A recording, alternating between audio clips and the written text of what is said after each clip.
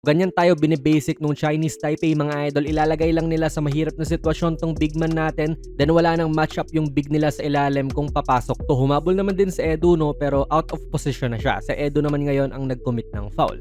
Isa po ito sa mga fouls ni JB at umuugat na naman 'to sa depensa rin nila. Dito naman sa individual D ni Brownlee, nahahayaan niyang mag-drive itong Taiwanese player na ito and wala na rin siya sa good position.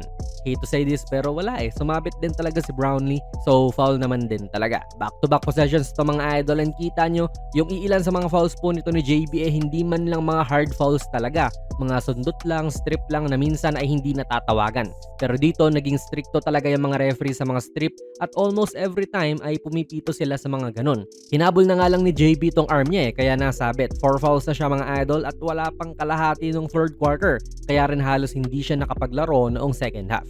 Again, naging stricto ang mga ref sa mga sundot-sundot, so hindi natin kita dito yan, pero probably sumundot po si Dwight dito kaya kahit mukhang parang normal na contact lang, tinawagan ng foul. Nakakainis lang din kung nanonood ka nito kasi sunod-sunod yung mga fouls nung gilas. Nakakabagot talaga, sakit din sa mata nito ni Simon Enciso look alike.